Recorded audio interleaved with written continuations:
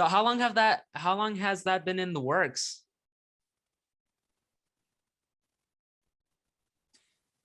So there's actually a bunch of creators here in Salt Lake City who are doing different NFT projects. And one of them reached out to me early on in their project to see if I would get involved and just do some connecting. I had the opportunity of cooking for a lot of people. And so part of the hype behind NFTs is just getting people interested and like talking. So anyway, I introduced this group from Salt Lake to like Rudy Gobert and a couple other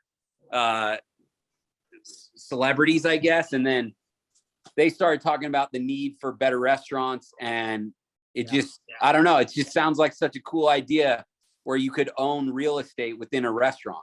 Yeah, that sounds like an amazing idea. Yeah. So obviously you have a very developed and fine taste for good food. Wait, we didn't hear what you want to do. What's your right? Yeah, I forgot about that. All right, so I'm Ivan with a Y. I am 17 years old and I am interested in a filmmaking career. I want to work on NFTs. I actually have some of my own NFTs that I'm working on. After that, let's see. I also want to own my own software and technology company. I've been trying to work on some projects for that. And yeah, amazing. I think that's about all.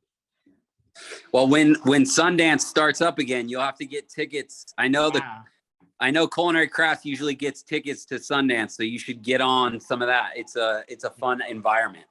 Yeah, I heard from a lot of the employees that worked at Culinary, they get to meet a lot of famous actors over there. So yeah, I'll definitely have to check it out. Yeah, so in the time that I was there, Sundance was like one of our biggest annual events we did, and it's crazy. It's like the most chaotic week of 2 weeks of our life because there's just so much going on and the snow and the traffic and all that stuff. But we took for like Oprah, Jennifer Aniston, the president, Donald Trump, President Obama. So a lot of famous people come into town for that. Yeah, it's incredible. And it's such a shame that it actually got canceled this year. Yeah, I mean, the writing was kind of on the wall, but it is still a bummer. Yeah, it's still a bummer. I'm ready for all of us to get back to normal life. Oh yeah, most definitely. But yeah, so obviously being a chef, you have developed a fine taste for high quality food. And obviously, yes, you could cook and eat your own food, but if you were to like go out anywhere to like a restaurant or something, where would you go to eat? What's your go-to restaurant? So like in Salt Lake City or just in general? Yeah, in general. It could be somewhere like all over the world, or it could be local. Yeah, so my wife and I actually, we spend like a lot of time on this because we believe that the only way to improve your craft is to continue to learn and grow. And so as chefs, when we go to restaurants, it's like a learning experience. You get to go and learn from that chef and like what he's doing. And so every year, about 4 to 6 times a year, we travel the world, and they're just culinary trips. We go and eat breakfast, lunch, and dinner, sometimes 2 dinners, just so we can experience as much of the food as possible. And so it's really benefited our career to continue to always learn. I think that it's a huge learning lesson for the next generation, that even when you get into your profession and you're quote unquote successful, I think it's important to keep learning, like whether it's reading books or going out to restaurants. For us, it's super important to stay at the forefront of everything. All 3 of your guys' professions are constantly growing and changing. And so if you stay stagnant or think you've hit your level of education, you're wrong. Like you got to keep learning. So I think our favorite restaurant right now in Salt Lake City is a sushi restaurant called Mint. I've heard about that one. That one's really good, isn't it? Yeah, they're phenomenal. They do sushi. They're family owned. It's a husband and wife. They have one in Murray and one in Sandy. We love that place. Yeah. We love No-No's Pizza up in Salt Lake, and then Ma's Pizza in downtown Provo. We love this Indian place in American Fork called Little Indian.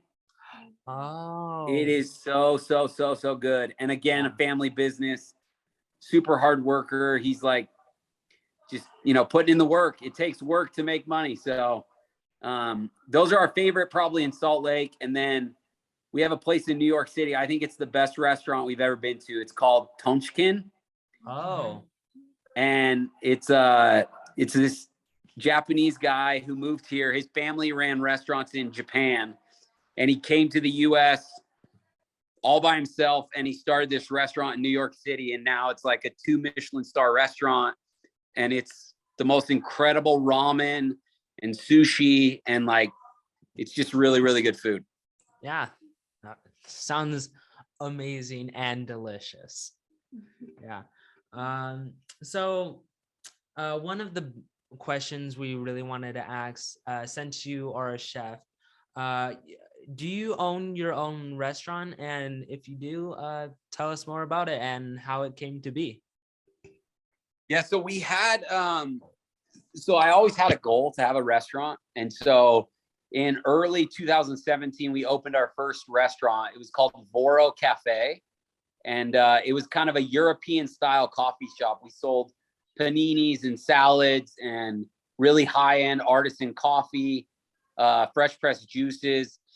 And it was a really fun experience. I did it with one of my brothers, and we ran those for about 1.5 years. And then it just became a ton of time away from my other businesses. So we sold the cafes, and so Boro's no longer around. But a few years later, we opened a restaurant called Nino Viejo, which I think you guys came, right? Yeah, it is awesome. It's delicious. Yeah.